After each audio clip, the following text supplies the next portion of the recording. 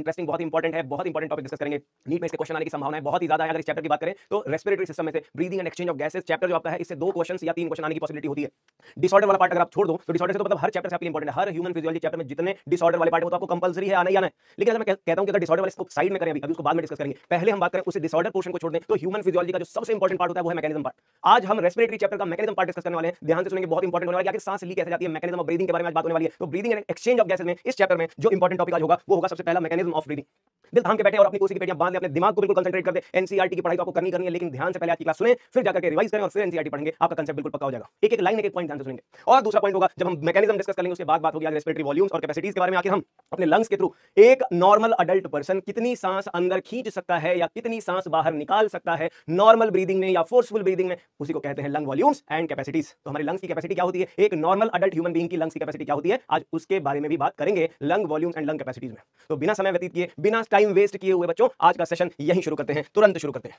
तो जैसे कि हमने पिछली क्लास में पढ़ा था कि रेस्पिरेशन का जो प्रोसेस है, कंप्लीट रेस्पिरेशन का जो प्रोसेस है वो 3 पार्ट 5 स्टेप्स में डिवाइड किया गया। 5 स्टेप्स में कंप्लीट प्रोसेस ऑफ रेस्पिरेशन को आप डिफाइन कर सकते हो, जिनमें से आप देखोगे सबसे पहला स्टेप है ब्रीदिंग। मतलब आज हम सबसे पहले ही स्टेप के बारे में बात करने वाले हैं, ब्रीदिंग, जिसे हम कहते हैं pulmonary ventilation. Breathing is pulmonary ventilation, सांस लेना और सांस छोड़ना। इस प्रोसेस में हम एटमॉस्फेरिक एयर, जो एटमॉस्फेयर की एयर है, एटमॉस्फेरिक एयर, उसे हम इन करते हैं, दैट इज ड्रॉन इन, इसका इनहेलेशन, और कार्बन डाइऑक्साइड को एक्सहेल आउट करके हम बाहर निकालते हैं, इट इज रिलीज्ड आउट, तो इसे हम एक्सहेलेशन कहते हैं। तो इनहेल और एक्सहेल करने के बारे में क्या जो कांसेप्ट है आज वो डिस्कस होगा। जो दूसरा स्टेप हमने डिस्कस किया था वो बात करी थी हमने कि ये डिफ्यूजन है, मतलब लंग्स में एयर आने के बाद कैसे उसका एक्सचेंज होता है, हमारा अगला टॉपिक होगा, हम आगे डिस्कस करेंगे। नेक्स्ट है फिर उस गैस का जो एक्सचेंज हुई है, वो जो ऑक्सीजन है उसको कैसे ट्रांसपोर्ट किया जाएगा टिश्यू तक ब्लड के द्वारा, और दूसरा टिश्यू से कार्बन डाइऑक्साइड को कैसे लंग्स तक लाया जाएगा, इसे कहते हैं transport of gases. Next step होता है डिफ्यूजन का, जो डिफ्यूजन टिश्यू लेवल पे होती है, ऑक्सीजन को डिलीवर किया जाएगा, कार्बन डाइऑक्साइड को रिसीव किया जाएगा, ये होगा फोर्थ स्टेप। और लास्ट स्टेप होगा utilisation of oxygen by the cells for catabolic reaction, जिसे हम सेलुलर रेस्पिरेशन कहते हैं।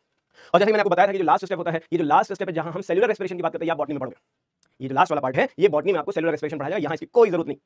मतलब हमारे सब्जेक्ट में जूलॉजी के अंदर हम केवल फर्स्ट 4 स्टेप्स ही डिस्कस करने वाले हैं।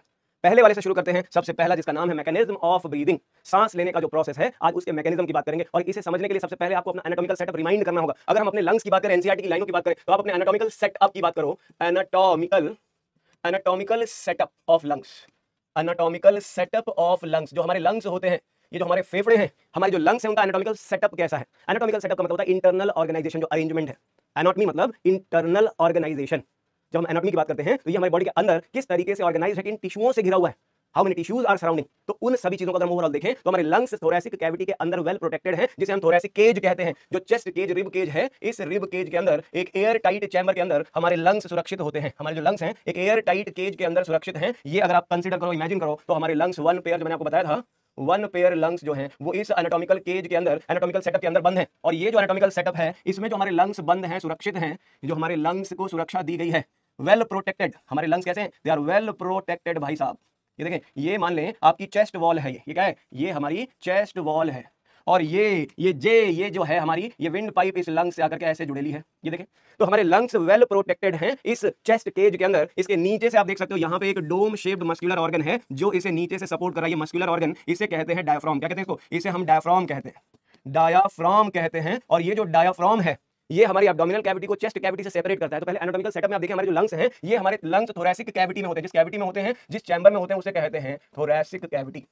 इसे क्या कहते हैं, इसे थोरैसिक कैविटी कहते हैं। ये हमारे लंग्स थोरैसिक कैविटी के अंदर हैं, और ये हमारे लंग्स जो हैं ये डायफ्राम के जस्ट ऊपर हैं। डायफ्राम एक डोम शेप्ड मस्कुलर ऑर्गन है, ये बातें हमने कर रखी। और दूसरा पार्ट जो हमने समझा था वो क्या समझा था, कि हमारे लंग्स के चारों तरफ जो रिब केज जिसे हम कहते हैं, जो प्रोटेक्टिव केज, जो कटघरा, जो पिंजड़े जैसा स्ट्रक्चर होता है, जो केज लाइक स्ट्रक्चर होता है, उसमें अगर हम उसके अकॉर्डिंग देखें तो हमारे लंग्स की अरेंजमेंट में आप देखोगे कि यहाँ हमारे शरीर का वेंट्रल साइड, उससे भी आपको थोड़ा समझने में अगर दिक्कत हो रही हो तो मैं आपको ये भी समझा देता हूँ, क्योंकि कई सारे बच्चे अभी भी कंफ्यूज हैं कि भाई सर डॉर्सल साइड और वेंट्रल साइड क्या है, जरा उसे भी समझाते चलिए। तो ठीक है भाई, ये देखें, डॉर्सल और वेंट्रल साइड को अगर आपको समझना है तो उसे भी समझ लो, कोई दिक्कत नहीं है। आप डाउट लाओ, हम समाधान देंगे। आप पूछो तो सही, आओ तो सही। ये मान लो कोई एक इंसान, ये मान लो कोई एक इंसान, ये इसकी पीठ, बैक साइड, ये इसकी बैक साइड है बॉडी का, डॉर्सल साइड इसी को कहते हैं। जो हमारे बॉडी का बैक साइड होता है, ये बैक साइड। इमेजिन करो कि आप पहले बंदरों जैसे 4 पैरों पर चलते हो। इमेजिन करो, अपने बचपन को याद करो, जब 4 पैरों पर चलते हो। कोई भी जानवर जो 4 पैरों वाले जानवर होते हैं, अगर आप उनसे कंपेयर करो तो उनकी बॉडी, सपोज करो ये उनकी बॉडी, या आपने जब बचपन में चला होगा तो ये इस तरीके से चले होगे।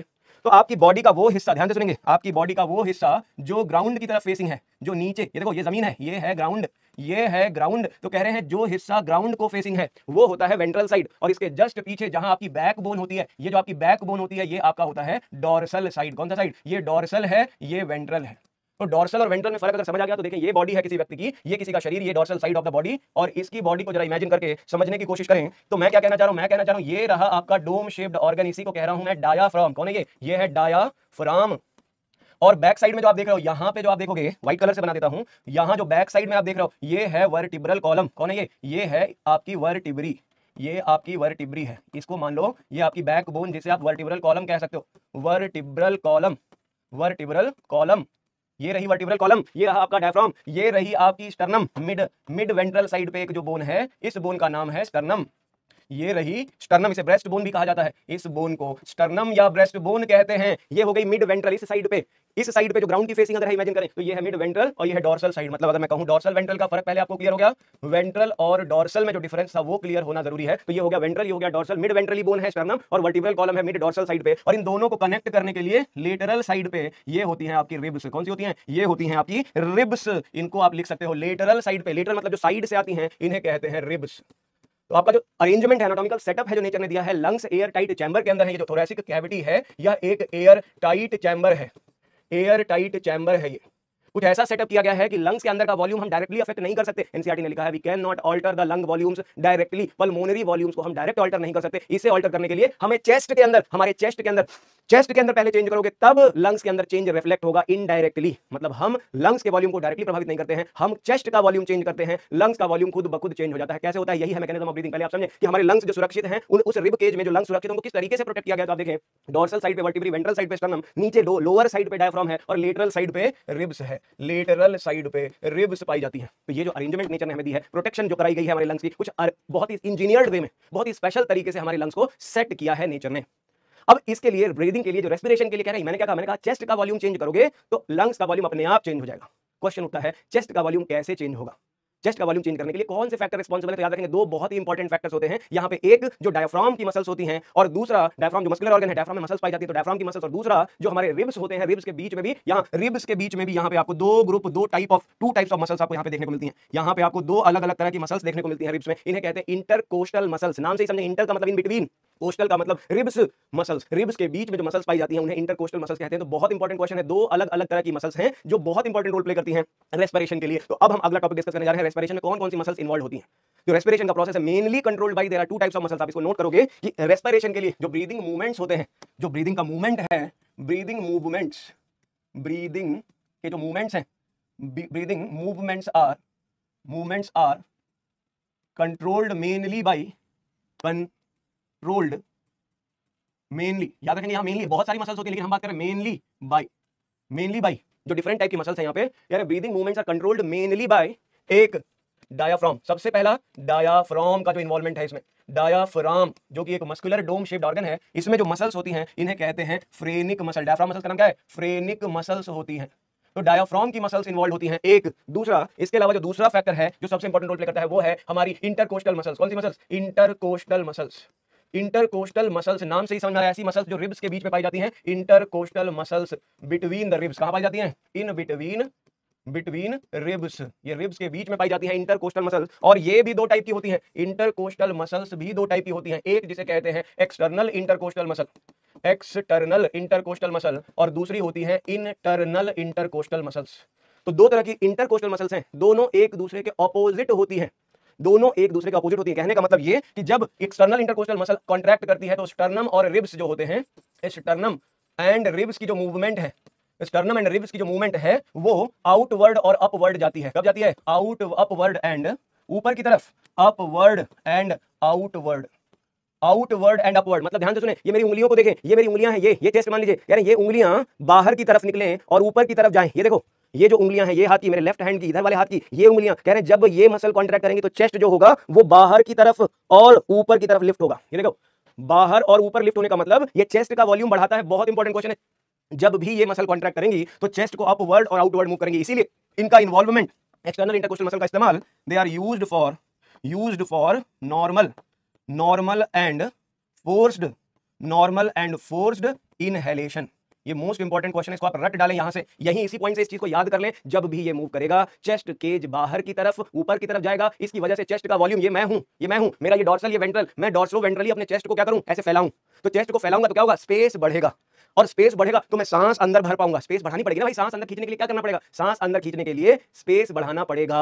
और स्पेस बढ़ाने के लिए एक्सटर्नल इंटरकोस्टल मसल, चाहे मैं नॉर्मल ब्रीदिंग कर रहा हूं, नॉर्मल ब्रीदिंग का मतलब जैसे आप कोई एफर्ट नहीं लगा रहे उसे कहते हैं नॉर्मल ब्रीदिंग। नॉर्मल ब्रीदिंग का मतलब जब आप खुद से कोई एफर्ट नहीं लगा रहे, खुद से कोई भी एक्स्ट्रा एफर्ट नहीं लगा रहे, आप कोई भी प्राणायाम योगा नहीं कर रहे, ये है नॉर्मल ब्रीदिंग। लेकिन अगर आपने प्राणायाम या योगा करते समय जैसे खुद से सांस अंदर खींचते हो, ये है आपकी फोर्स्ड ब्रीदिंग। लेकिन आप ध्यान रखें, चाहे वो फोर्स्ड हो चाहे वो नॉर्मल हो, उन दोनों के केस में ये मसल्स जो होती हैं एक्सटर्नल इंटरकोस्टल मसल्स कॉन्ट्रैक्ट करती हैं। याद रखेंगे, they used for normal and forced inhalation. लेकिन वही इंटरनल इंटरकोस्टल मसल्स की बात करें तो ये रिब्स और स्टर्नम के लिए, ये स्टर्नम और रिब्स के लिए अपोजिट डायरेक्शन में, अपोजिट का मतलब होता है ये इनवर्ड और डाउनवर्ड ले जाती हैं। कहां ले जाती हैं, चेस्ट को डाउन ले जाती हैं, डाउनवर्ड और इनवर्ड। मतलब ये जो चेस्ट होता है इसे अंदर की तरफ ले जाएंगी, मतलब इसमें स्पेस कम करेंगी। तो स्पेस कम करेंगी तो क्या होगा, दबाव बढ़ाएंगी, चेस्ट को दबाएंगी, दबने से एयर बाहर जाएगी। मतलब जब ये कॉन्ट्रैक्ट करते हैं, याद रखेंगे, they contract only during forced exhalation. कब, जब हम फोर्स्ड एक्सहेलेशन करते हैं। मोस्ट इंपॉर्टेंट पॉइंट है, आप रट डालें इस चीज को, इंपॉर्टेंट पॉइंट है, इसको रट डालें बच्चों, बहुत इंपॉर्टेंट है ये। फोर्स्ड आउट करने के लिए इंटरनल इंटरकोस्टल मसल, नॉर्मल इन या फोर्स्ड इन के लिए एक्सटर्नल इंटरकोस्टल मसल। तो मतलब एक हो गई मेन मसल डायाफ्राम मसल, दूसरी हो गई इंटरकोस्टल मसल। ये दोनों मसल्स का इन्वॉल्वमेंट ब्रीदिंग के लिए होता है। और तीसरा जो सबसे इंपॉर्टेंट फैक्टर है, इसे आप लिखेंगे एब्डोमिनल मसल्स। एब्डोमिनल मसल्स, ये जो एब्डोमिनल मसल्स होती हैं इनका भी रोल डिफाइन करेंगे। एब्डोमिनल मसल्स ऐसी मसल्स हैं जो रेस्पिरेशन में, ब्रीदिंग मूवमेंट में ये भी इन्वॉल्व होती हैं। कब इन्वॉल्व होती है, याद रखेंगे, ये जो मसल्स हैं दे maintain coordination, between normal and forced breathing. ये दोनों टाइम पे, नॉर्मल हो या फोर्स्ड हो, दोनों टाइम पे ये जो मसल्स होती हैं इंपॉर्टेंट रोल प्ले करती हैं। एब्डोमेन की मसल, ये जो एब्डोमेन है, एब्डोमेन का मतलब कहां पे, ये देखिए इस डायग्राम में, ये है आपका एब्डोमेन, ये वाला जो पार्ट है ये है एब्डोमेन, ये है चेस्ट थोरैक्स, और ये है एब्डोमेन। तो यहाँ जो मसल्स होती हैं एब्डोमेन वाले एरिया में, यहाँ जो मसल्स होती हैं, ये जो मसल्स होती हैं, ये मसल्स एब्डोमेन वाली मसल्स, ये जो मसल्स होती हैं, आपने देखा होगा किसी छोटे बच्चों को कभी सोए देखा होगा, छोटा बच्चा जब सोता है तो उसका पेट फूलता पिचकता है। किसी डॉग को, किसी कैट को, किसी जानवर को सोए देखा होगा आपने, तो उसका भी पेट फूलता, पहले उसका पेट फूलता है, चेस्ट की मूवमेंट कंपैरेटिवली कम, एब्डोमेन का मूवमेंट ज्यादा होता है। तो याद रखेंगे, सांस लेने के दौरान, ब्रीदिंग करने के दौरान एब्डोमेन की जो मसल्स होती है, चाहे वो नॉर्मल ब्रीदिंग करो या फिर फोर्स्ड ब्रीदिंग करो, उन दोनों के बीच में कोऑर्डिनेशन मेंटेन करती है एब्डोमिनल मसल्स। नॉर्मल हो या फोर्स्ड, एब्डोमिनल मसल्स अपना रोल प्ले करती हैं। तो ये ध्यान रखेंगे, 3 तरह की मसल्स होती हैं, 3 प्रकार की मसल्स होती हैं, 3 मेन मसल्स होती हैं। मसल्स तो बहुत सारी हैं भाई साहब अपने बॉडी में ना, 639 639 से 640 टाइप्स की मसल्स होती हैं, बहुत मसल्स हैं। लेकिन मैं बात कर रहा हूं रेस्पिरेशन के दौरान जो मसल्स यूज होती हैं उसमें मेनली 3 तरह की मसल्स हैं। एक डायफ्राम की फ्रेनिक मसल, दूसरी इंटरकोस्टल मसल, और तीसरी है वो है एब्डोमिनल मसल। इनका रोल है ब्रीदिंग मूवमेंट से रिलेटेड, यही कॉज करती है ब्रीदिंग या रेस्पिरेशन। तो अब कैसे ये रिलेटेड है रेस्पिरेशन से, जानने के लिए देखिए अगला इंपॉर्टेंट टॉपिक, लिंक बनाते हैं, अब रिलेट करते हैं। अब देखिए जरा, अब कह रहे हैं मैकेनिज्म ऑफ ब्रीदिंग में, ब्रीदिंग का जो मैकेनिज्म है, मैकेनिज्म ऑफ ब्रीदिंग। तो सांस लेने का जो मैकेनिज्म है, ब्रीदिंग मैकेनिज्म, इसको डिवाइड कर सकते हो आप। अभी हम बात कर रहे हैं नॉर्मल ब्रीदिंग की, ये देखें आप बात कर रहे हो अभी नॉर्मल ब्रीदिंग की बात कर रहे हैं, अब जरा थोड़ा प्रेशर और वॉल्यूम से रिलेट कर लिया जाए। नॉर्मल ब्रीदिंग में, नॉर्मल ब्रीदिंग का मतलब बेटा क्या हुआ, नॉर्मल का मतलब हम कोई एक्स्ट्रा एफर्ट नहीं कर रहे हैं, इसे कहते हैं क्वाइएट ब्रीदिंग कहते हैं। और इसी को कुछ वैज्ञानिक, कुछ साइंटिस्ट इसे कहते हैं यूपनिया कहते हैं, कुछ लोग इसे यूपनिया कहते हैं। True breathing, normal breathing, quite breathing without any extra effort, मतलब हम कोई एक्स्ट्रा एफर्ट अगर नहीं लगा रहे तब जो ब्रीदिंग होती है उस ब्रीदिंग की बात करते हैं। तो ह्यूमन के लंग्स को अगर आप इससे रिलेट करोगे, ध्यान से सुनेंगे, नॉर्मल ब्रीदिंग के दौरान अगर हम डिवाइड करें इसे 2 प्रोसेस में, एक होता है जिसे कहते हैं एयर का इन होना, एयर इन करना, इसे कहते हैं टू इनहेलेशन, या इसी को इंस्पायरेशन कह सकते हो। इनहेल करना, एयर को इन करना, और दूसरा है एयर को आउट करना, एयर आउट होना, एक्सहेल करना, एक्सपायर करना। Exhale air out, inhale air in, सांस को अंदर लेना, एटमॉस्फेरिक एयर को लंग्स के अंदर पहुंचाना, और लंग्स की एयर को एटमॉस्फेयर में बाहर निकालना। यही दोनों है मैकेनिज्म ऑफ ब्रीदिंग के 2 पार्ट्स। कैसे इनहेलेशन होता है नॉर्मल ब्रीदिंग में, सबसे पहला पॉइंट, इनहेलेशन करने के लिए हमारे लंग्स के अंदर प्रेशर और वॉल्यूम की रिलेशनशिप को समझना जरूरी है, प्रेशर और वॉल्यूम की रिलेशनशिप को समझना जरूरी है। ध्यान से सुनेंगे, इसको एक अलग पेज पे आपको समझाता हूं, ध्यान से सुने। मैं कह रहा हूं ये है मेरा लंग्स, ये है लंग्स, और लंग्स जिस कैविटी में होते हैं, इसको कहते हैं थोरैसिक कैविटी। क्या नाम है इसका? इसका नाम है थोरैसिक कैविटी। ये है लंग्स, और जिस कैविटी में है, इस कैविटी को कह रहा हूं मैं, ये है थोरैसिक कैविटी। कैविटी का मतलब स्पेस होता है, आप सभी लोग जानते हो। थोरैसिक कैविटी है, इस कैविटी के अंदर हमारे लंग्स हैं। ये है मेरा लंग्स, ये है, मान लो एक लंग्स मैंने राइट लंग बना लिया। अब ध्यान से सुनेंगे, मैं कहना ये चाह रहा हूं कि वातावरण, एटमॉस्फेयर, ये जो एटमॉस्फेयर है, वायुमंडल, एटमॉस्फेयर है, जिसे वायुमंडल कहते हो, इस एटमॉस्फेयर का जो एयर है, इस एटमॉस्फेरिक एयर का जो प्रेशर होता है, एटमॉस्फेरिक एयर का जो प्रेशर है, the pressure of atmospheric air, जो वायुमंडलीय दाब कहा जाता है, प्रेशर कहा जाता है, ये होता है 760 मिलीमीटर ऑफ मरकरी के बराबर। ये 1 एटमॉस्फेरिक प्रेशर, एक एटमॉस्फेरिक प्रेशर की यूनिट होती है मिलीमीटर ऑफ मरकरी, mmHg। ये मिलीमीटर ऑफ मरकरी यूनिट है और वैल्यू है 760 760 mmHg। ये एटमॉस्फेरिक प्रेशर है। और लंग्स के अंदर अभी देखो, ये जो लंग्स है, इसके अंदर जो प्रेशर है ये भी है 760 mmHg, मतलब नॉर्मल कंडीशन अगर है तो ये है 760 mmHg, मतलब ये और ये दोनों बराबर है। लंग्स के अंदर का जो वॉल्यूम, लंग्स के अंदर का जो प्रेशर है ये है 760, और याद रखें 760 लंग्स के अंदर, विद इन द लंग्स जो प्रेशर होता है, विद इन लंग्स जो प्रेशर होता है, इस प्रेशर को कहते हैं इंट्रा पल्मोनरी प्रेशर। ये टर्म्स बहुत इंपॉर्टेंट है, आप ध्यान रखेंगे। इंट्रा पल्मोनरी, इंट्रा का मतलब विद इन और पल्मोनरी का मतलब लंग्स होता है, पहले भी बताया मैंने, पल्मोन्स मतलब लंग्स। तो लंग्स के अंदर का जो प्रेशर है, इंट्रा पल्मोनरी प्रेशर, वो होता है 760 millimetre mercury, 760 millimetre of mercury. और जो थोरैसिक कैविटी है, यहां जो प्रेशर होता है इसे कहते हैं इंट्राथोरैसिक, या इसे कहते हैं इंट्रा प्लूरल प्रेशर। क्या कहते हैं? Intra plural. प्लूरा मतलब लंग्स की वॉल पे ये जो प्रेशर लगा रहा है, लंग्स की दीवार पे जो प्रेशर लगा रहा है, देखो ये लंग्स की दीवार है, इसके ऊपर लगने वाला जो प्रेशर है, यहां कह रहे हैं ये जो प्रेशर होता है ये कम होता है। कितना होता है? 758 mmHg होता है। कितना होता है? 758 mmHg होता है। तो इंट्रा प्लूरल प्रेशर 758 mmHg है। मतलब क्या मैं बता रहा हूं? मैं बता रहा हूं कि ये जो इंट्रा प्लूरल प्रेशर है या इंट्रा थोरैसिक प्रेशर है, ये एटमॉस्फेरिक प्रेशर से या लंग्स के प्रेशर से 2 mmHg कम होता है। कितना कम होता है? 2 mmHg कम होता है। इसे कहते हैं -2 mmHg। मतलब कितना कम है ये है -2 mmHg, मतलब 2 mmHg कम होता है। और इसीलिए ह्यूमन के लंग्स को हम नेगेटिव प्रेशर लंग्स कहते हैं। रट डालो इस बात को, दिमाग में बैठा डालो। ये कंसेप्ट अगर समझ गए तो ये मान के चलो तुम्हारे लिए ये जो मैकेनिज्म ऑफ ब्रीदिंग है एकदम बिल्कुल इजी हो जाएगा। तो पॉइंट लिखेंगे यहाँ पे कि human lungs are called negative pressure lungs. Human lungs are called negative pressure lungs। Negative pressure lungs. अब क्वेश्चन उठेगा नेगेटिव प्रेशर का मतलब क्या होता है? हमारे लंग्स जिस मैकेनिज्म पे काम करते हैं वो नेगेटिव प्रेशर मैकेनिज्म है। क्या मतलब क्या है इसका? ध्यान से सुने। मतलब ये है कि अगर नॉर्मल कंडीशन में आप देखें तो 760 760 एटमॉस्फेरिक प्रेशर भी है, लंग्स का प्रेशर भी अगर 760, ये दोनों बराबर है। और जब दोनों प्रेशर बराबर होगा तो इसमें किसी भी टाइप की मूवमेंट नहीं होगी, इसमें किसी टाइप की मूवमेंट नहीं होगी। लंग्स के अंदर मूवमेंट के लिए क्या सबसे जरूरी है? लंग्स के अंदर का प्रेशर जब तक एटमॉस्फेरिक प्रेशर से कम नहीं होगा, जब तक एटमॉस्फेरिक प्रेशर 760 से कम नहीं होगा, तब तक लंग्स के अंदर एयर मूव नहीं करती है। नेगेटिव प्रेशर का मतलब लिखें जरा। नेगेटिव प्रेशर लंग्स का मतलब है कि in our lungs air can move in lungs. Lungs में तभी मूव करेगी when the pressure, the intra pulmonary pressure is less than atmospheric pressure. Atmospheric pressure मतलब एटमॉस्फेरिक एयर का जो प्रेशर है, एटमॉस्फेरिक प्रेशर जो होता है, उस एयर के प्रेशर से लंग्स का प्रेशर जब तक कम नहीं होगा तब तक एयर उसके अंदर नहीं जाएगी। ध्यान रखेंगे, जब तक दोनों बराबर हैं, ये भी 760 और इसके बाहर भी 760, बाहर से एयर अंदर नहीं जाएगी। लंग्स के अंदर अगर एयर भेजना है तो लंग्स का वॉल्यूम बढ़ाना पड़ेगा। जब वॉल्यूम बढ़ेगा तो प्रेशर खुद ब खुद कम हो जाएगा। 758 जब हो जाएगा लंग्स के अंदर का प्रेशर, तभी एयर 760 हाई से लो की तरफ आएगी। मतलब इसे पहले माइनस होना होगा, घटना होगा। लेकिन मैंने क्या कहा? लंग्स का प्रेशर पहले 760 है, लंग्स के बाहर का प्रेशर माइनस में है। लंग्स के बाहर थोरैसिक कैविटी में माइनस प्रेशर है, -2 mmHg प्रेशर है। लंग्स के बाहर, लंग्स के अंदर प्रेशर नहीं है। लंग्स के अंदर का प्रेशर इक्वल है अभी एटमॉस्फेयर के। अब मैं कह रहा हूं सांस अंदर अगर लेनी है तो लंग्स के अंदर का प्रेशर कम करना पड़ेगा। ये जो प्रेशर है इसे कम करना पड़ेगा। 760 है, इस प्रेशर को कम करना पड़ेगा। कैसे कम होगा? ये देखो, 760 से 758 पे लाने के लिए लंग्स का वॉल्यूम बढ़ाना पड़ेगा। वॉल्यूम बढ़ेगा, जब वॉल्यूम बढ़ेगा, लंग्स का वॉल्यूम बढ़ेगा तो प्रेशर खुद ब खुद लो हो जाएगा। जब चेस्ट का वॉल्यूम बढ़ाओगे तो प्रेशर खुद ब खुद लो हो जाएगा। ये बॉयल साहब ने एक नियम बताया था केमिस्ट्री में एक रूल होता है बॉयल्स लॉ। उस लॉ को बॉयल साहब ने एक्सप्लेन किया था कि लंग्स के अंदर का प्रेशर भी हम ऐसे रिलेट करें उस बॉयल्स लॉ से कि प्रेशर और वॉल्यूम एक दूसरे के अपोजिट होते हैं, इनवर्सली प्रोपोर्शनल होते हैं। इनके बीच में इनवर्स रिलेशन पाई जाती है कि वॉल्यूम बढ़ाओगे तो प्रेशर कम हो जाएगा, प्रेशर बढ़ाओगे तो वॉल्यूम कम हो जाएगा। समझ आ रही बात? वॉल्यूम और प्रेशर की जो इनवर्स रिलेशन है वही ब्रीदिंग कॉज करती है।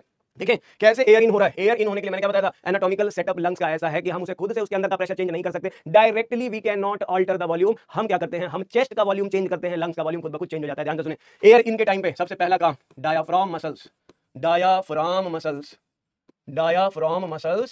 Are contracted. Diaphragm muscles contract हो जाती है, एक बात। और दूसरा इसके साथ साथ ये देखें, डायाफ्राम मसल कॉन्ट्रैक्ट कर रही है, पहला पॉइंट कॉन्ट्रैक्टेड, जिसकी वजह से that move the chest cage move और इंक्रीज द वॉल्यूम। ऐसे लिख सकते हो, that contracted at increase the thoracic volume. Chest का जो वॉल्यूम है उसे कहते हैं thoracic volume, that increases the thoracic volume. कैसा? ऊपर से नीचे। डायफ्राम नीचे की तरफ कॉन्ट्रैक्ट कर रही है। डायफ्राम जो है वो पहले ऐसे है, ऐसे डोम शेप्ड है। अब कह रहे हैं ये जो डायफ्राम डोम शेप्ड है ये नीचे की तरफ जा रही है, ये डाउनवर्ड फ्लैट हो रही है, ये देखो ये फ्लैट हो रही है डायफ्राम। तो डायफ्राम जब फ्लैट होगा नीचे की तरफ जाएगा तो क्या होगा, चेस्ट का जो वॉल्यूम होगा, ये जो लंग्स होंगे वो डॉर्स ऊपर से नीचे की तरफ, ऊपर से ये देखो ये हैं तुम्हारे लंग्स। जब डायफ्राम नीचे जाएगा तो लंग्स का मूवमेंट ऊपर से नीचे की तरफ हो जाएगा। लंग्स नीचे की तरफ मतलब इंक्रीज होगा थोरैसिक वॉल्यूम डाउनवर्डली, डाउनवर्डली। एक दूसरा पॉइंट, जो एक्सटर्नल इंटरकोस्टल मसल है, एक्सटर्नल इंटरकोस्टल मसल्स कॉन्ट्रैक्ट करेगी। मैंने बताया था ये आउटवर्ड और अपवर्ड जाती है, बाहर की तरफ और ऊपर की तरफ जाती है। मतलब डॉर्सो वेंट्रल एक्सिस पे increase the thoracic volume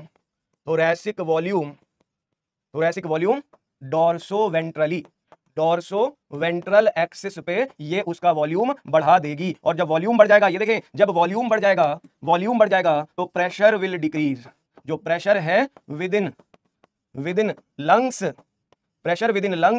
become, ये 760 से 758 हो जाएगा। जो पहले उसके बाहर था, जो इंट्राप्ल्यूरल प्रेशर था 758 था, अभी लंग्स का प्रेशर 758 हो जाता है। तो 758 mmHg लंग्स के अंदर का प्रेशर हो गया। वॉल्यूम जब बढ़ा, प्रेशर कम हो गया, वो pressure with in lungs decreases. और जब प्रेशर लंग्स के अंदर डिक्रीज कर जाता है तो रिजल्ट करता है दैट रिजल्ट्स इनटू इंस्पायरेशन, जिसे कहते हैं एयर का इन होना। तो लंग्स के अंदर एयर के आने के लिए सिंपल सी कहानी है, इस बॉटल को लंग्स इमेजिन करो, इसका वॉल्यूम अभी मान लो फिक्स है, और प्रेशर एटमॉस्फेरिक एयर के प्रेशर के बराबर है। इस बोतल के अंदर प्रेशर जो है वो बाहर के प्रेशर के बराबर है। अब मैं कह रहा हूं इस बोतल के साइज को इमेजिन करो, मैंने बड़ा कर दिया, बोतल का साइज मैंने बड़ा कर दिया। इस बोतल को सोच लो कि ये इतनी बढ़ गई। जब इस बोतल का साइज बढ़ गया तो इसका वॉल्यूम तो बढ़ गया, इस बोतल का साइज तो बढ़ गया, लेकिन इसके अंदर जो एयर है वो तो उतनी ही है ना, एयर जो है वो उतनी ही है। तो प्रेशर क्या हुआ, प्रेशर डिक्रीज कर गया। अब जब प्रेशर इसके बोतल के अंदर डिक्रीज कर जाएगा तो अब हवा को मौका मिलेगा, कहां से कहां, अपने हाई से लो की तरफ मूव करना। हवा कहां ब्लो करती है, विंड कहां ब्लो करती है, अपने हाई से लो प्रेशर की तरफ। विंड हाई से लो प्रेशर की तरफ जाती है तो सीधी सी बात है, एयर जो होगी वो अपने हाई प्रेशर से लो प्रेशर लंग्स के अंदर की तरफ मूव कर जाएगी। हमें कोई एफर्ट अगर नहीं लगा रहे हैं हम, तब भी वो आसानी से मूव करेगी, क्योंकि अंदर की जो मसल्स है ये सब कॉन्शियसली ये काम लगातार करती रहती हैं। बहुत ही सिंपल पॉइंट है, अगर समझोगे तो बहुत ही सिंपल है। मैंने क्या कहा, नेचर ने हमारे लंग्स को ऐसे बनाया है कि हम अपने लंग्स का वॉल्यूम डायरेक्ट नहीं चेंज करते। जैसे आप पढ़ाई कर रहे हो, कितनी बार आपने अपने लंग्स के ऊपर ध्यान दिया कि कैसे सांस ले रहे, नहीं ले रहे, क्यों, सांस वो अपने आप चल रही है। तो कह रहे हम डायरेक्ट उसे अल्टर नहीं कर रहे, हम क्या करते हैं, अपने चेस्ट के वॉल्यूम को चेंज करते हैं। सबसे पहले क्या करते हैं, चेस्ट का मतलब बाहर जो कमरा है चेस्ट का, चेस्ट में जहां लंग्स जहां रहते हैं उसका कमरा जो है, हम चेस्ट के वॉल्यूम को चेंज करते हैं। जब चेस्ट बड़ा होता है तो लंग्स अपने आप फैल जाते हैं, चेस्ट बड़ा होता है तो लंग्स अपने आप फैल जाते हैं। जब चेस्ट छोटा होता है तो लंग्स अपने आप छोटे हो जाते हैं। जब चेस्ट बड़ा होता है तो लंग्स फैलते हैं, वॉल्यूम बढ़ता है, प्रेशर कम होता है, और जब प्रेशर कम होता है तो एयर अपने आप अंदर आ जाती है। हम जब कोई एफर्ट नहीं लगा रहे तो ब्रीदिंग के दौरान इनहेलेशन हम इसी तरीके से करते हैं। अब बात आती है एक्सहेलेशन की। तो एक्सहेलेशन करने के लिए, एयर आउट करने के लिए कुछ नहीं करना है, जस्ट रिवर्स कर दो। यही जो प्रोसेस है इसको रिवर्स कर दो। क्या कर दो, यहां पे डायाफ्राम मसल्स को और एक्सटर्नल इंटरकोस्टल मसल्स, यानी डायफ्राम को और एक्सटर्नल इंटरकोस्टल मसल्स को, बोथ आर रिलैक्स्ड। अब कॉन्ट्रैक्टेड नहीं है, पहले कॉन्ट्रैक्टेड थी, यहां कॉन्ट्रैक्टेड थी, अब दोनों रिलैक्स हो गई है। मतलब डायफ्राम जो था, डायफ्राम जो फ्लैट हो गया था, ये देखो, मान लो ये डायफ्राम ऐसे हो गया था इनहेलेशन के टाइम, ये अब रिलैक्स जब होगा तो वापस नॉर्मल कंडीशन में आएगा। तो ये देखो फिर से कैसा हो गया, डोम शेप्ड स्ट्रक्चर हो गया, ये गुंबद की तरह फिर return back to the normal position. कह रहे डायफ्राम जब नॉर्मल पोजीशन में आएगा, डायफ्राम नीचे जाता है इनहेलेशन के टाइम, तो कह रहे ये फ्लैट हुआ था, वापस फिर से ऊपर चला गया। जब वापस ये फिर से ऊपर जाएगा तो लंग्स को क्या करेगा, ये अपवर्ड लिफ्ट करेगा, ऊपर की तरफ लिफ्ट करेगा। और जो चेस्ट को मैंने बताया था, चेस्ट आपका ऐसे फैला था, ये देखो चेस्ट जो इनहेलेशन थी, चेस्ट जब इनहेलेशन किया था तो आपका चेस्ट डॉर्सो वेंट्रली ऐसे एक्सपेंड किया था, डॉर्सो वेंट्रली एक्सपेंड किया था। अभी क्या हुआ, अभी डॉर्सो वेंट्रली छोटा हो गया, वापस आ गया, दोनों साइड से ये छोटा हो गया। एक्सटर्नल इंटरकोस्टल मसल ने इसे छोटा कर दिया, छोटा करने से वॉल्यूम जो हुआ, ये दोनों तरफ से वॉल्यूम डिक्रीज कर गया। चेस्ट का वॉल्यूम घटा दिया, यहां चेस्ट वॉल्यूम बढ़ेगा, एयर इन हो जाएगी, यहां वॉल्यूम घटेगा। और जैसे ही वॉल्यूम घटेगा, ये देखो जब बैलून आपने फुलाया, अब कह रहे उस बैलून को नीचे से दबाओगे, फूले हुए बैलून को ऊपर से मुंह बंद करके नीचे से दबाओगे, क्या होगा भाई साहब, उसे प्रेस करोगे तो एयर किधर जाना चाहेगी, वो सोचेगी कि मैं बाहर निकल जाऊं, नहीं तो बैलून फट जाएगा। तो आपको उसका मुंह खोलना पड़ेगा, अगर फटने से बचाना चाहते हो तो उसका मुंह खोलोगे और बैलून से एयर बाहर निकलेगी। तो बैलून से एयर बाहर निकालने के लिए क्या करना पड़ता है, उसको नीचे से या उसका माउथ ऊपर से खोल दो, क्योंकि अंदर प्रेशर ज्यादा है, वो एयर अपने आप बाहर चली जाती है। बैलून में प्रेशर कैसे बढ़ा, आपने हवा भरी, बलून में हवा भरी, प्रेशर बढ़ गया, अब बलून से वो प्रेशर हटा लोगे, अपने आप वो बाहर निकल जाएगा। मतलब हवा कहां जा रही है, अपने हाई से लो की तरफ। उसी तरह जब आपने लंग्स को पहले फुला दिया था, अभी लंग्स को छोड़ रहे हो, पहले फुला दिया, लंग्स को हवा भर दी, अब लंग्स को वापस छोड़ रहे हो, इसको अंदर दबा रहे हो। तो जब दबा रहे हो तो एयर प्रेशर अंदर कितना हो जाएगा, प्रेशर जो होता है लंग्स के अंदर का प्रेशर बढ़ जाएगा। और जब लंग्स के अंदर का प्रेशर बढ़ जाएगा तो इससे क्या हो जाएगा, एयर आउट हो जाएगी। इसी को कहते हैं एक्सहेलेशन। तो बहुत ही सिंपल प्रोसेस है ह्यूमन के लंग्स में ब्रीदिंग करने के लिए, एयर इन करने के लिए चेस्ट का वॉल्यूम बढ़ाना पड़ता है, प्रेशर डिक्रीज हो जाता है और प्रेशर डिक्रीज होने की वजह से एयर इन हो जाती है। इसे करने के लिए, चेस्ट वॉल्यूम बढ़ाने के लिए दो मसल कॉन्ट्रैक्ट करती है, एक्सटर्नल इंटरकोस्टल मसल और डायफ्राम मसल्स। एक्सहेलेशन करने के लिए इसके जस्ट ऑपोजिट ये दोनों मसल बस रिलैक्स कर जाती हैं। यहां देखेंगे आप सभी लोग, ध्यान देंगे इस पे, कैमरामैन फोकस करो, कैमरामैन फोकस करो, याद रखेंगे ये दोनों मसल इस कंडीशन में रिलैक्स्ड हैं और यहां पे ये दोनों मसल, ये देखें यहां पे ये दोनों मसल इस वाले केस में, इनहेलेशन के केस में ये दोनों मसल्स क्या हैं, एक्सटर्नल इंटरकोस्टल मसल और डायफ्राम मसल दोनों ही कॉन्ट्रैक्टेड स्टेट में है। दोनों ही मसल कॉन्ट्रैक्टेड स्टेट में है। तो जब कॉन्ट्रैक्टेड स्टेट है तो इनहेलेशन, किसका कॉन्ट्रैक्शन, दो मसल्स, डायफ्राम मसल्स और एक्सटर्नल इंटरकोस्टल मसल्स। याद रखेंगे ये दो पॉइंट्स अगर आपके दिमाग में बैठ गए, प्रेशर और वॉल्यूम का रिलेशन दिमाग में बैठ गया तो कंसेप्ट बिल्कुल क्लियर है, एकदम क्लियर है। अगर आपने ये दोनों बातें क्लियरली समझ ली तो क्लियर है, समझ आ गई बात। मैकेनिज्म ऑफ ब्रीदिंग एक ऐसा प्रोसेस है जिसमें हम सांस अंदर लेते हैं, सांस बाहर छोड़ते हैं और इस प्रोसेस के दौरान सांस अंदर लेना या बाहर छोड़ने के लिए हम चेस्ट का वॉल्यूम और प्रेशर बदलते हैं।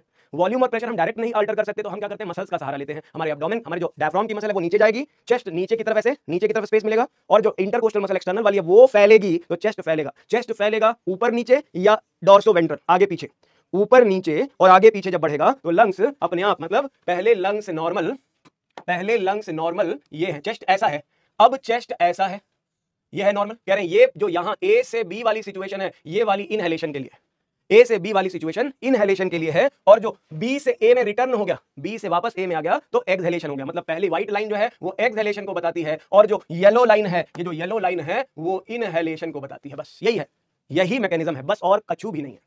ठीक है, अब एनसीईआरटी के चित्रों को देख लो, अपने आप समझ आ जाएगा। जरा एनसीईआरटी के डायग्राम को देख लो, मैकेनिज्म ऑफ ब्रीदिंग। ये जो चित्र है, ये जो डायग्राम है वो इनहेलेशन का, ये डायग्राम इनहेलेशन को एक्सप्लेन कर रहा है। आप देखो मैंने क्या बताया, इनहेलेशन के दौरान चेस्ट का वॉल्यूम, जब एयर इन होगी, एयर इन होने के लिए चेस्ट का वॉल्यूम इंट्राथोरैसिक एंड इंट्रापल्मोनरी कह रहे हैं, intrathoracic intrapulmonary volume increases then pressure decreases. Volume बढ़ेगा, प्रेशर कम होगा। ये देखो, ये है आपका चेस्ट केज, इधर है रिब्स एंड स्टर्नम। यहां पे आप जो देख रहे हो, रिब्स एंड स्टर्नम नहीं दिख रहा, मैं लिख देता हूं, यहां पे रिब्स एंड स्टर्नम, ये दोनों के दोनों रेज्ड, मतलब ऊपर की तरफ लिफ्ट किए जा रहे हैं, लिफ्टेड अपवर्ड। ये देखो, ये एरो बता रही है ये ऊपर की तरफ जा रहे हैं, ये ऊपर की तरफ जा रहे हैं। कैसे जा रहे हैं, एक्सटर्नल इंटरकोस्टल मसल्स की मदद से। किसकी मदद से, एक्सटर्नल इंटरकोस्टल मसल्स। ये जो रिब्स वाली जो मसल्स हैं, ये एक्सटर्नल वाली जो मसल्स है, जैसे मैंने बताया था नॉर्मल ब्रीदिंग में इनहेलेशन के लिए जिम्मेदार होते हैं। ये जो होते हैं, ये मसल्स कॉन्ट्रैक्टेड स्टेट में है। किस स्टेट में है, ये कॉन्ट्रैक्ट करेगी और जब ये कॉन्ट्रैक्ट करेगी तो रिब केज जो होगा वो फैल जाएगा। और वहीं दूसरी तरफ आप देखो, ये रही डायफ्राम की मसल्स और डायफ्राम की मसल्स भी कॉन्ट्रैक्टेड है। यहाँ पे डायफ्राम भी कॉन्ट्रैक्टेड स्टेट में है। ये एनसीईआरटी की लाइन, अगर चित्रों से सवाल दे दिया जाए कि ये सिचुएशन क्या शो कर रही है, ये जो एरो अंदर की तरफ जा रही है वो क्या शो कर रही है, ये बता रही है कि आप एयर को लंग्स में भेज रहे हो, एयर एंटरिंग लंग्स। ये इनहेलेशन को बता रहा है, किसको बता रहा है, इनहेलेशन को। टोटल वॉल्यूम जो होगा लंग्स के अंदर, ये जो चेस्ट का वॉल्यूम है, ये वॉल्यूम बढ़ा हुआ होगा और जो प्रेशर होगा वो घटा हुआ। जब प्रेशर कम, वॉल्यूम ज्यादा, तो एयर अपने आप अंदर आ जाएगी। यही है एयर का इनहेलेशन होना। और वहीं अगर हम एक्सहेलेशन की बात करें, मैकेनिज्म ऑफ ब्रीदिंग में एक्सहेलेशन की बात करें, एक्सपायरेशन या एक्सहेलेशन की बात करें नॉर्मल ब्रीदिंग में, तो दोनों मसल्स जो होती हैं, जो डायफ्राम मसल्स, ये देखो, ये डायफ्राम अपनी वापस सिचुएशन में आ गया, ये आ गई डायफ्राम की वापस normal situation. Diaphragm muscles relaxed state में आई तो डायफ्राम फिर से लिफ्ट कर गया ऊपर।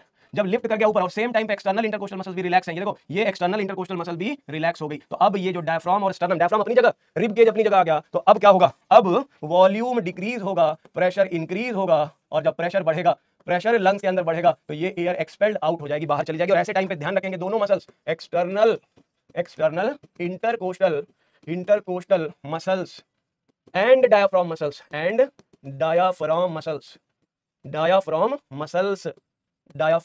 Both are relaxed.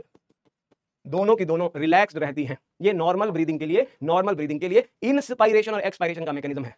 उम्मीद करता हूं आपको ये दो बेसिक पॉइंट समझ आ गए होंगे। क्लास के बाद एक बार एनसीईआरटी क्लास नोट को एक बार फिर से रिवाइज करके आप एनसीईआरटी की रीडिंग कर लेना, आपको एक एक बात समझ आ जाएगी। क्लास करने के बाद एनसीईआरटी की रीडिंग करना, पहले क्लास को समझ लो फिर एनसीईआरटी की रीडिंग करो, पूरा का पूरा आपको समझ में आ जाएगा, पूरी की पूरी बात क्लियर हो जाएगी। क्लियर है बच्चों, ये मैकेनिज्म ऑफ ब्रीदिंग। ह्यूमन में कुछ खास बातें आपको ध्यान रखनी है, मैं फिर से रिकैप देता हूं। ह्यूमन के लंग्स नेगेटिव प्रेशर वाले होते हैं। ह्यूमन के लंग्स के अंदर का प्रेशर जब तक कम नहीं होगा, एटमॉस्फेयर से एयर नहीं आएगी, हम लंग्स के अंदर के वॉल्यूम और प्रेशर को डायरेक्टली अफेक्ट नहीं कर सकते। तो हम क्या करते हैं, हम चेस्ट के वॉल्यूम को अफेक्ट करने के लिए अपने चेस्ट की मसल्स का सहारा लेते हैं। चेस्ट की मसल्स प्लस एब्डोमिनल जो डायफ्राम मसल्स होती है, डायफ्राम मसल्स का सहारा लेते हैं। डायफ्राम कॉन्ट्रैक्ट करता है, चेस्ट मसल कॉन्ट्रैक्ट करती है, फिर चेस्ट एक्सपैंड करता है, वॉल्यूम बढ़ जाता है, प्रेशर कम होता है, एयर अंदर आ जाती है, वापस सारी मसल्स रिलैक्स कर देते हैं, वॉल्यूम डिक्रीज हो जाता है, प्रेशर बढ़ जाता है, एयर आउट हो जाती है। बस इतना ही है घूम फिर के, सारी कहानी घूम फिर के इतनी है, कोई कंफ्यूजन नहीं है। ब्रीदिंग हम ऐसे ही करते हैं। अब कह रहे हैं सांस तो आप लेते हो, ठीक है, सांस लेते हो। अब सांस लेने या सांस छोड़ने के टाइम पे, सांस लेने या सांस छोड़ने के टाइम पे आप कितना वॉल्यूम एयर का इन या आउट करते हो, ये भी तो हम जरा मेजर करके देखते हैं। साइंटिस्ट के दिमाग में आया कि लगाओ देखते हैं जोर कि कितनी एयर इन या आउट कर सकते हैं, क्या कैपेसिटी है हमारे लंग्स की। ये बिल्कुल वैसे जैसे इस बोतल में मान लो एक्स वॉल्यूम, मान लो 1 लीटर पानी का भरा हुआ है, इस बोतल में 1 लीटर पानी भरा हुआ है। अगर मैं इस पानी को पी जाऊं, मैं कह रहा हूं मैंने पूरा पानी ये पी लिया, यार नॉर्मली तो मैं 1 गिलास पी लेता हूं, नॉर्मली मैं 1 गिलास पी लेता हूं, तो कह रहे अगर मैं फोर्सफुली पीना चाहूं, मैक्सिमम क्या पीने की कैपेसिटी है इस बोतल को, 1 बोतल पी जाऊंगा या 2 बोतल पी जाऊंगा। यही कैपेसिटी हमने मेजर करना शुरू कर दिया कि भाई इस बोतल से मैंने जो वॉल्यूम निकाला है, कितना डिक्रीज हुआ इस वॉल्यूम, इस बोतल के वॉल्यूम में, उसी वॉल्यूम को मैंने मेजर कर लिया कि ये मेरी नॉर्मल एबिलिटी है, नॉर्मल वॉल्यूम है जो मैं नॉर्मली पी सकता हूं या उस पानी को बाहर निकाल सकता हूं। तो अब लंग्स के रेस्पेक्ट में हम क्या बात करते हैं, ब्रीदिंग के लिए इन एंड आउट।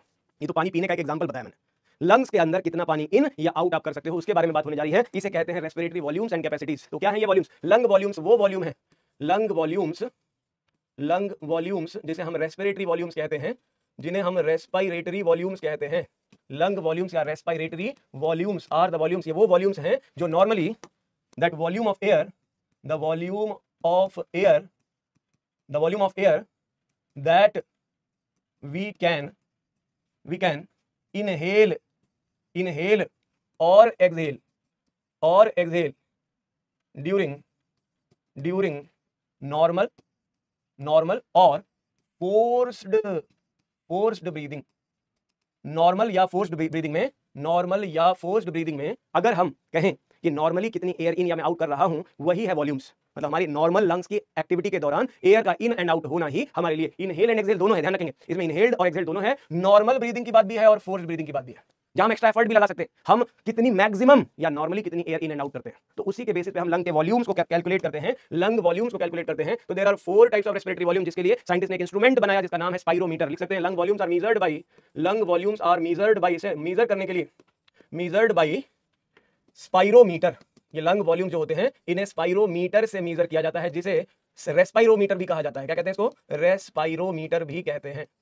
तो एक होता है स्पाइरोमीटर, एक होता है रेस्पाइरोमीटर, दोनों नाम एक ही इंस्ट्रूमेंट के लिए यूज किया जाता है। तो रेस्पाइरोमीटर वो इंस्ट्रूमेंट है जिसकी मदद से हम लंग्स के वॉल्यूम को मेजर करते हैं, कितना वॉल्यूम एयर का इन या आउट नॉर्मल ब्रीदिंग में कर सकते हैं, उसी को हम कहते हैं लंग वॉल्यूम। तो there are 4 types of lung volumes, 4 types of lung volumes. जो लंग के वॉल्यूम्स हैं वो 4 अलग अलग टाइप के हैं, 4 प्रकार के हैं, याद रखेंगे। ये जो लंग वॉल्यूम्स हैं ये 4 टाइप के डिफाइन किए गए हैं नॉर्मली। तो नॉर्मली भी है 4 टाइप ऑफ रेस्पिरेटरी वॉल्यूम। एक होता है जिसे कहते हैं टाइडल वॉल्यूम, एक है जिसे कहते हैं टाइडल वॉल्यूम। टाइडल वॉल्यूम होता है, टाइडल वॉल्यूम जिसकी वैल्यू होती है अप्रोक्सीमेटली 500 ml पर ब्रेथ।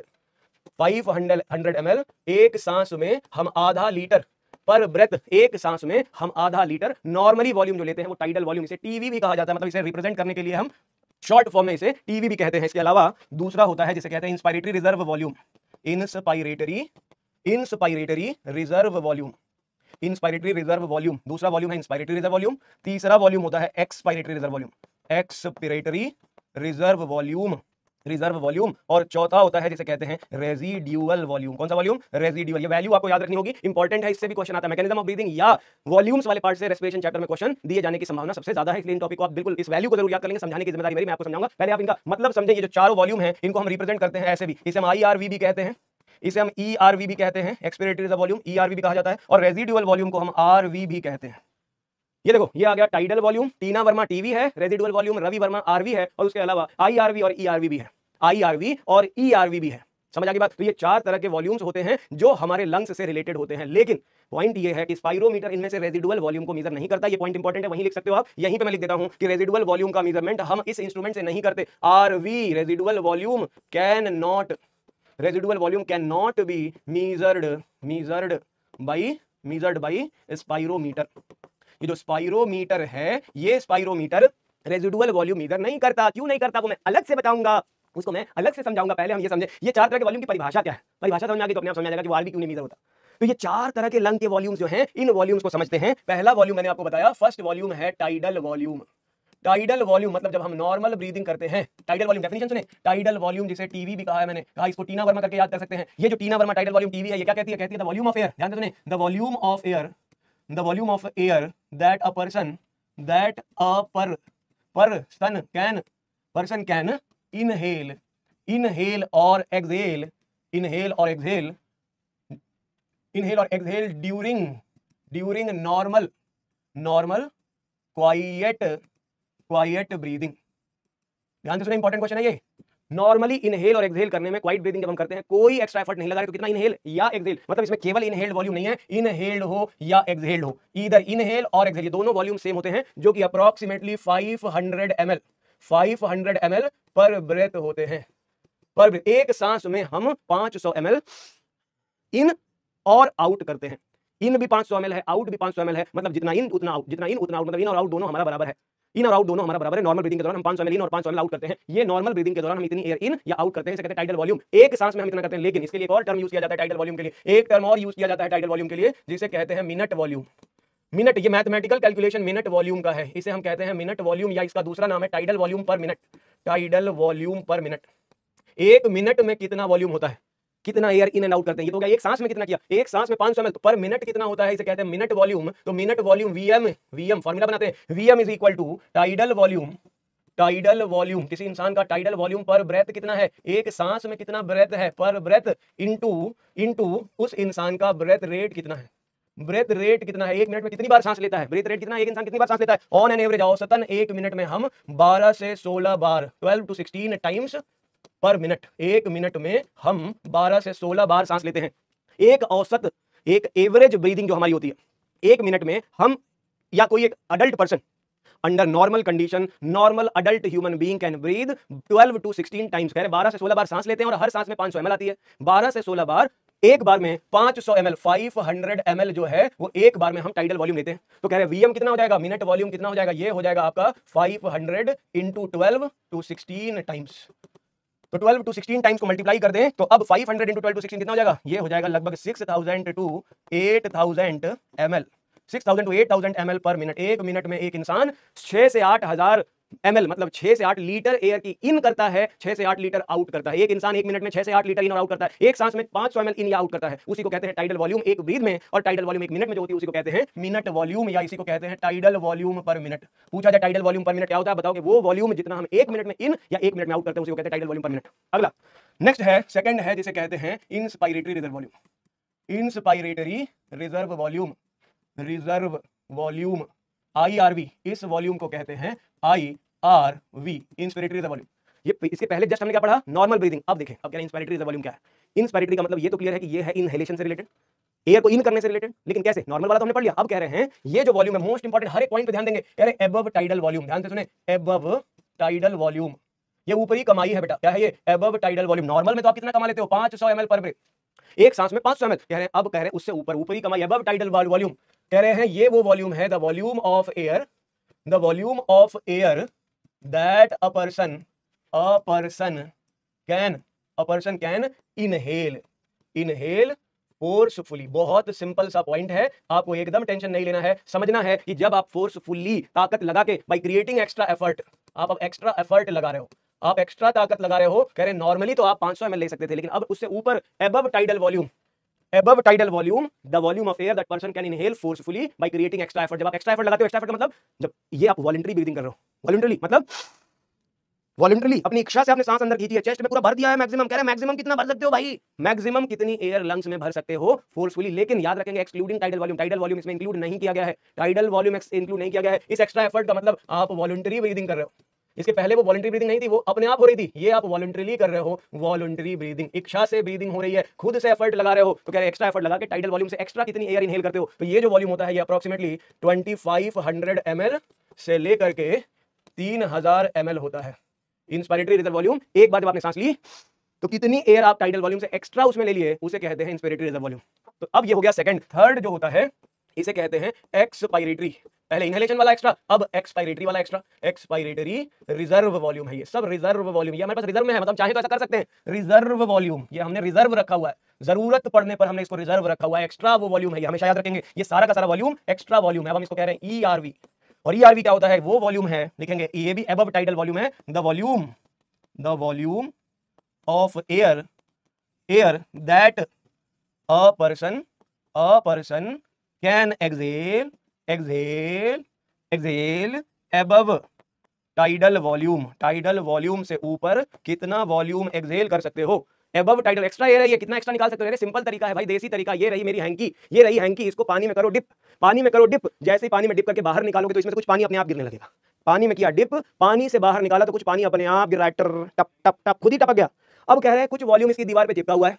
अब मैंने क्या किया, इस हैंकी को ऐसे घुमाया, इस हैंकी पैंकी को ऐसे ऐसे ऐसे करके ऐसे करके ऐसे करके पूरा घुमाया। जब इसको निचोड़ा तो कह रहे मैक्सिमम इसमें जितना पानी था वो मैक्सिमम कितना मैं निकाल सकता हूं।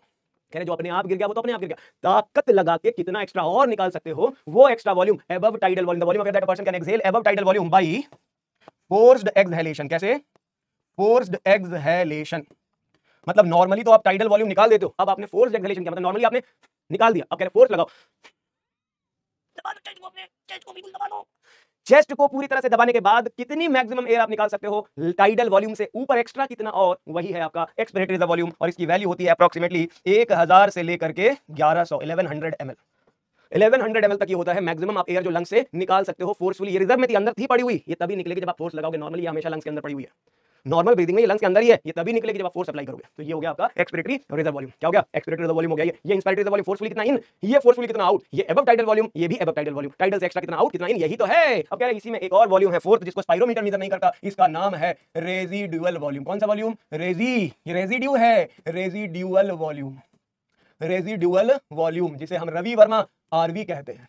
अब देखो फिर से वही हैंकी पैंकी, कह रहे हैं इस हैंकी को पानी में डाल दिया, पानी से निकाल लिया, अपने आप जो जा रहा है वो है टाइडल वॉल्यूम, जो फोर्स लगाने से जा रहा है वो है ईआरवी एक्सपिरेटरी रिजर्व वॉल्यूम। अब कह रहे हैं एक पानी, कह रहे हैं अभी भी मेरी रुमाल नहीं सूखेली है, मेरी रुमाल हैंकी अभी भी सूखेली नहीं है। पानी में जाने के बाद जब बाहर निकाला तो पानी कुछ जो अपने आप जा रहा है वो तो चला गया, जो ताकत लगाने पे भी ताकत लगाने से गया वो ईआरवी, कुछ पानी ताकत लगाने से भी नहीं गया, वो इस रुमाल की दीवार पे चिपका हुआ है। रुमाल की दीवार पे चिपकेला पानी जो मेरी ताकत लगा के भी नहीं जाता, वही रेजिडुअल वॉल्यूम है। मतलब आप चाह के भी लंग्स के इस वॉल्यूम को खाली नहीं कर सकते, क्योंकि ये हमेशा लंग्स के अंदर रह करके लंग्स को कोलैप्स होने से बचाता है। लंग्स के अंदर कुछ वॉल्यूम हमेशा प्रेजेंट है, वो कौन सा वॉल्यूम है? Residual volume.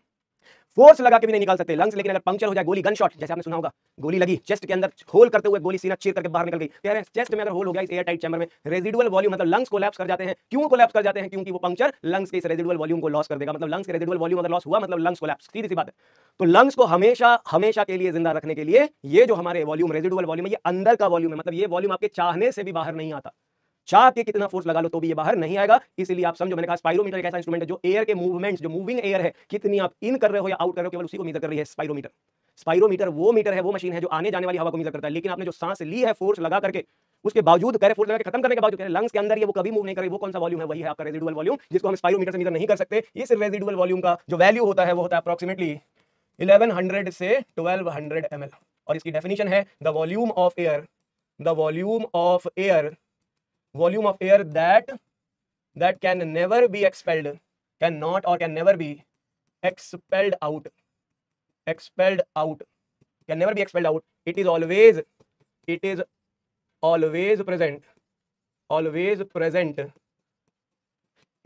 in lungs as residue even after forced exhalation. अगर आपने फोर्स्ड एक्सहेलेशन भी कर दिया तब भी आपके लंग्स में हमेशा रहती है, इसे कहते हैं रेजिडुअल वॉल्यूम। तो चार तरह के लंग के वॉल्यूम्स हैं। अब मैंने आपको थोड़ी देर पहले बताया था दो टर्म्स, एक बताया था वॉल्यूम्स के बारे में, रेस्पिरेटरी वॉल्यूम्स के बारे में एक बताया था वॉल्यूम्स, और दूसरा होता है जिसे कहते हैं कैपेसिटीज। ठीक है, ये दो वॉल्यूम्स हैं, दो चीजें हैं, एक वॉल्यूम और दूसरा कैपेसिटी है। वॉल्यूम क्या होता है? वॉल्यूम वो है जो आप मेजर करते हो। वॉल्यूम क्या है? जो स्पाइरोमीटर से मेजर करते हो, वो इंडिविजुअल वॉल्यूम है, इंडिविजुअल वैल्यू है। ये इंडिविजुअल वॉल्यूम है जो कि आप मेजर करते हो इंस्ट्रूमेंट से, रेस्पिरोमीटर से। ये वॉल्यूम वो वॉल्यूम या वो पैरामीटर है जिसके थ्रू हम लंग से आने जाने वाली एयर को मेजर करते हैं। अब क्वेश्चन उठता है कैपेसिटी क्या होता है? कैपेसिटी और वॉल्यूम में क्या डिफरेंस होता है? कैपेसिटी क्या है? कैपेसिटी जो है वो है sum of more than one lung volumes. अगर आप लंग वॉल्यूम्स का सम कर देते हो, लंग वॉल्यूम्स का सम कर देते हो, लंग वॉल्यूम्स को आपस में जोड़ देते हो, तो उसी से कैपेसिटी निकल जाती है। जो लंग के डिफरेंट वॉल्यूम्स मैंने चार तरह के बताया, उनको आपस में जोड़ना शुरू कर दो, कैपेसिटी पता चल जाएगी। कह रहे हैं उनमें से एक से ज्यादा वॉल्यूम्स को जोड़ रहे हैं तो कैपेसिटी निकलेगी। कैसे निकलेगी? आप देखें कैपेसिटीज जो लंग्स की होती हैं, जो लंग की कैपेसिटीज हैं, ये कैलकुलेट करके बताएंगे कैसे होती है। पांच तरह की, जैसे चार तरह के लंग वॉल्यूम्स हैं, पांच तरह की कैपेसिटी है, ए, बी, सी और डी और ई, ये पांच तरह की कैपेसिटी है। लंग्स की पांच कैपेसिटी, मैंने कहा चार तरह के वॉल्यूम्स हैं, 4 तरह के वॉल्यूम्स हैं, इसमें से एक है जिसे बताया टाइडल वॉल्यूम, दूसरा बताया मैंने एक इंस्पिरेटरी रिजर्व वॉल्यूम, तीसरा बताया मैंने एक्सपायरेटरी रिजर्व वॉल्यूम और चौथा बताया मैंने रेजिडुअल वॉल्यूम। ये 4 तरह के वॉल्यूम बताया आपको। अब इन्हीं का सम कर देंगे। कैसे? देखो, एक होती है कैपेसिटी इंस्पायरेटरी कैपेसिटी, एक होती है जिसे कहते हैं इंस्पायरेटरी कैपेसिटी, एक इंस्पायरेटरी कैपेसिटी, दूसरी होती है एक्सपायरेटरी कैपेसिटी, एक्सपायरेटरी कैपेसिटी। अभी मैं आपको देसी तरीके से बताऊंगा एक्सपायरेटरी कैपेसिटी। तीसरा होता है functional residual capacity, functional residual capacity, residual capacity, residual capacity. एक होता है जिसे कहते हैं vital capacity, VC, vital capacity, और लास्ट है इसे कहते हैं total lung capacity, total lung capacity. ये 5 तरह की कैपेसिटी बताई है यहाँ पे, जिसमें इसे कहते हैं inspiratory capacity IC, expiratory capacity EC, FRC, vital capacity और टोटल लंग कैपेसिटी टीएलसी। 5 तरह की कैपेसिटी है ये, 4 तरह के वॉल्यूम से 5 तरह की कैपेसिटी कैसे बनाई जाती है। यहां आप देखोगे इंस्पिरेटरी कैपेसिटी जो होती है, ये देखो देसी तरीका 1 + 2 लंग वॉल्यूम्स, 1 को 2 से जोड़ दो, ये देखो ये 1 को 2 से जोड़ दो, बन गया आईसी। एक्सपायरेटरी कैपेसिटी जब 1 को 3 से जोड़ दो, टाइडल वॉल्यूम को, जब टाइडल वॉल्यूम को एक्सपायरेटरी कैपेसिटी के साथ जोड़ दिया जाता है, टाइडल को ईआरवी से जोड़ दिया जाता है, तो इसे कहते हैं 1 + 3। एफआरसी मतलब हो गया 3 + 4, वीसी हो गया 1 + 2 + 3, और ये हो गया 1 + 2 + 3 + 4। देसी तरीका तो यही है, 1 + 2 कर दिया तो इंस्पायरेटरी कैपेसिटी, 1 + 3 कर दिया तो एक्सपायरेटरी कैपेसिटी। देखो एक से ज्यादा को जोड़ रहे हैं, फिर क्या किया, 3 को 4 से जोड़ दिया, फंक्शनल रेजिडुअल कैपेसिटी आ गई, और फिर मैंने वीसी कर दिया। यहाँ पे ये वाइटल कैपेसिटी का मतलब हो गया 1 2 + 3, 1 + 2 + 3, ये तीनों, और लास्ट में जब इन चारों को जोड़ दिया तो बन गई टोटल लंग कैपेसिटी। मतलब सीधा सीधा मतलब है IC = tidal volume plus inspiratory reserve volume, IRV. Expiratory reserve volume = tidal volume plus expiratory reserve volume, expiratory capacity कहोगे, और यहां पे आप देखोगे ये जो है expiratory capacity, expiratory reserve volume plus residual volume. यहां देखो वाइटल कैपेसिटी का मतलब हो गया, यहां पे वाइटल कैपेसिटी क्या कहती है, कहती है टाइडल वॉल्यूम को जब इंस्पायरेटरी रिजर्व वॉल्यूम और एक्सपायरेटरी रिजर्व वॉल्यूम से जोड़ दोगे तो ये बन जाएगी वाइटल कैपेसिटी। और टोटल लंग कैपेसिटी मतलब सब ये चारों को जोड़ दो, tidal volume plus inspiratory reserve volume plus expiratory reserve volume plus residual volume. तो ये जो सम है ना सारा, ये सारा का सारा सम जो जोड़ है, इसी जोड़ से बनता है कैपेसिटी। मतलब हमारे लंग्स की कैपेसिटी कितनी है, कितना इसमें सांस अंदर जा सकती है, कितना ये सांस बाहर निकाल सकता है, सबका जोड़ा, जब सबको जोड़ जाड़ के बना देंगे कैपेसिटी। तो कैपेसिटी का मतलब क्या है, मोर देन वन वॉल्यूम। डेफिनेशंस कैसे लिखनी है, कैसे याद करनी है, वैल्यू तो आप यहीं से याद कर लोगे, इसी को याद रखो, इसी टेबल को देसी तरीके से, लेकिन डेफिनेशन नेक्स्ट क्लास में डिस्कस करेंगे। और बात करेंगे ट्रांसपोर्ट ऑफ गैसेस से related, exchange of gases and transport of gases. अगली क्लास में आप ट्रांसपोर्ट ऑफ गैसेस तक पढ़ के जरूर आना। कंसेप्ट अगर समझना है तो एक बार मेरे पढ़ाने से पहले और एक बार पढ़ाने के बाद पढ़ ले, अपने आप कहानी बिल्कुल क्लियर हो जाएगी। जहां कंफ्यूजन या डाउट होती है, आप डाउट जो जेन्युइन डाउट्स आपको नहीं समझना है वो डाउट जरूर भेजें, मैं आपके डाउट का इंतजार करूंगा, आपके डाउट्स का जवाब भी दूंगा। चिट्ठी पत्र नहीं है हमारे पास, लेटर नहीं है, लेकिन आपके पास ऐप है जिसके थ्रू आप मैसेज मुझे भेज सकते हो, डायरेक्ट कम्युनिकेट कर सकते हो। उस ऐप पे आपको जो डाउट्स आते हैं जेन्युइन, जो नीट के एग्जाम से रिलेटेड आपको हेल्प कर सकते हैं, आप एक बार पढ़ें, आप डाउट पूछें, आपके डाउट का समय रहते जरूर से जरूर सॉल्यूशन मिल जाएगा। तो आज की क्लास यहीं समाप्त करेंगे। आज का आपको होमवर्क दे दिया जाएगा, आज का आपको होमवर्क दे दिया जाएगा। क्या होमवर्क होगा बेटा, वही सेम एनसीईआरटी की रीडिंग एंड क्लास नोट्स का रिवीजन। एनसीईआरटी और क्लास नोट्स को अपना दोस्त बनाइए, बहुत ज्यादा फायदेमंद रहेगी। डेली आपको जो क्वेश्चन दिए जाएंगे वो आप क्वेश्चन पेपर जरूर, क्वेश्चन को जरूर सॉल्व करें, और सोल्यूशन मैं खुद रिकॉर्ड करके आपको दे रहा हूं, आप जरूर देख लिया करें। और अगर आपके पास पीडब्ल्यू मॉड्यूल्स हैं तो मॉड्यूल जरूर, अगर नहीं है तो जरूर ले ले, क्योंकि वहां आपको मॉड्यूल में क्वेश्चन मिल जाएंगे। आप मॉड्यूल के एक्सरसाइजेस के क्वेश्चन लगाएं, एक्सरसाइज 1 के क्वेश्चन पहले कंप्लीट कर लें आप, जहां तक पढ़ा दिया, क्योंकि अब ये वो टॉपिक हमारा ऑलमोस्ट मिड पॉइंट तक आ चुका है, तो आप अपने मैक्सिमम टॉपिक हमने जो मिड पॉइंट तक है वो कंप्लीट कर लिया है। नेक्स्ट क्लास में कुछ नए क्वेश्चन भी करेंगे, मैं क्वेश्चन लेकर के भी आऊंगा अगली क्लास में, कुछ क्वेश्चन भी करेंगे। आप अपनी पढ़ाई जारी रखें, हम आपकी पढ़ाई की जर्नी में पूरा सहयोग करेंगे, पूरा सपोर्ट करेंगे, पूरी कोशिश करेंगे कि आपको किसी भी टाइप की दिक्कत ना आए। कल कुछ क्वेश्चन भी करेंगे, एक आधे टॉपिक से रिलेटेड जो ऑलरेडी टॉपिक कंप्लीट कर चुके हैं, उन टॉपिक पे क्वेश्चन भी कंप्लीट करेंगे, लेकिन आप डीपीपी जरूर सॉल्व कर लेना, वहां पे आपको क्वेश्चन दिए हैं आज के टॉपिक से। Thank you so much. पढ़ते हैं, मुस्कुराते हैं, आपकी पढ़ाई आपके काम आएगी, और कुछ भी काम नहीं आने वाला है। दिन रात केवल एक टारगेट बना ले, नीट 2024, नीट 2024, नीट 2024। केवल एक सपना है, मेडिकल कॉलेज में जाना है और वहां जाकर के अपनी व्हाइट गाउन, व्हाइट कॉलर वाली जो जैकेट है वो पहननी है भाई साहब, पेन पहननी है, और स्टेथोस्कोप लेके फोटो खिंचवानी ही खिंचवानी है। तो जाते जाते इस चित्र को, इस फोटो को देखते जाओ, और इसको अपने दिल दिमाग में बसा लो कि एक दिन आपके पास भी ये होगा, आप उसके हकदार होगे, और आप वहां जाकर के जो सपना आपने देखा है वो अपना सपना पूरा करोगे। लव यू बड़े लोग, लव यू बच्चा लोग, मिलते हैं अगली क्लास में। Thank you so much, bye bye.